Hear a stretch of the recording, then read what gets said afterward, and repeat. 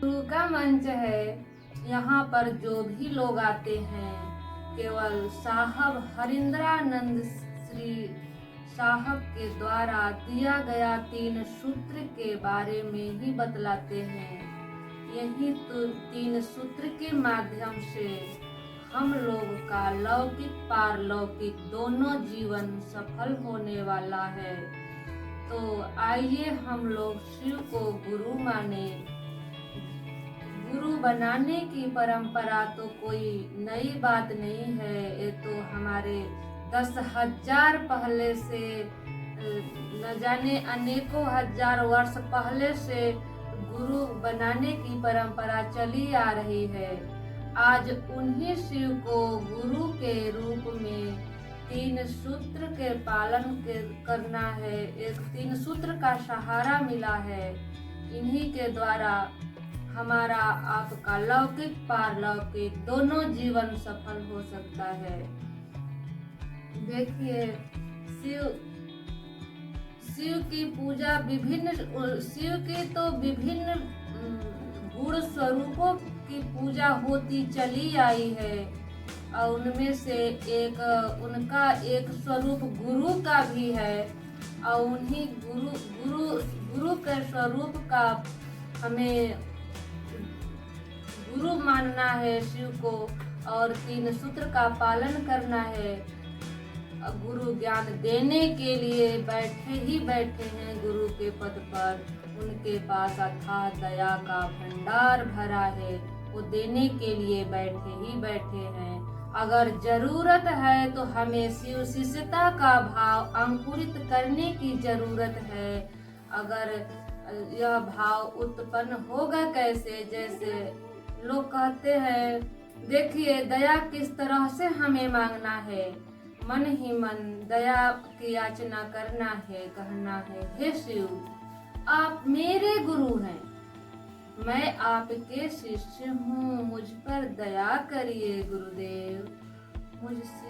मुझ शिष्य पर दया कर दीजिए गुरुदेव। दया इस तरह से प्रेम भाव से मांगना है। देखिए हम लोग यात्री हैं, शिव मंजिल है और 3 सूत्र मार्ग है, रास्ता है। यही 3 सूत्र के सहारे हम लोग का जीवन सफल हो जा सकता है। दूसरे में चर्चा करना है जो अभी तक शिव को गुरु नहीं बनाया है, उनसे कहिए भैया शिव गुरु हैं, बहन जी शिव गुरु हैं, शिव को गुरु बना लीजिए। दुख के सहारे हैं, दुख में मदद करने वाले गुरु हैं, दया करेंगे। उनको बताना समझाना, शिव शिष्य बनने के लिए मना लेना शिव गुरु चर्चा कहलाता है। चर्चा करना गुरु का आदेशिक कर्म है। चर्चा को बढ़ाइए, एक दूसरे को जोड़िए। नहीं हो पा रहा है तो अपने महादेव से दया मांगिए और किसी न किसी बहाने निकल जाइए। देखिए आपको कोई न कोई व्यक्ति जरूर मिल जाएगा। अगर वह आपके कहने से मान जाता है तो उनकी नाम की घोषणा कर दीजिए, नहीं तो आपका चर्चा तो हो जाएगा भाई बहन। चर्चा से बड़ा पुण्य का काम कोई नहीं है। चर्चा करना गुरु का आदेशिक कर्म है। अगर साहब दीदी चाहते तो सारे विश्व को शिवमय बना सकते थे, पर हम शिष्यों को काम मिला है गुरु का आदेशिक कर्म, जो कि एक शिष्य अगर एक शिष्य को जोड़ता तो सारा विश्व शिवमय हो जाता।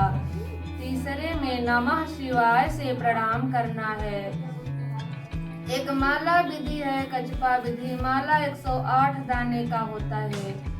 24 घंटे में एक ही बार किया जाता है। अजपा विधि माला एक गणना विधि है।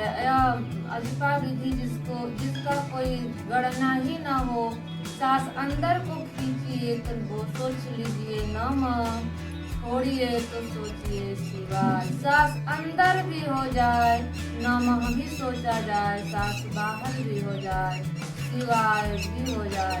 तीनों सूत्र का पालन रोज नियम से करना बहुत जरूरी है। हमारी आपकी सांसें तो हर वक्त आती आ रही है, जा रही है। उन्हीं सांस में इन नमः शिवाय के प्रणाम को बसा लेना है। हम लोग नमः शिवाय से अपने गुरु शिव को प्रणाम करते हैं। नमः शिवाय सांस अंदर को हुआ तो सोच लीजिए नमः, छोड़िए तो सोच लीजिए शिवाय। आपकी आंखें बंद रहे, उनका ध्यान उनके चरणों में रहे।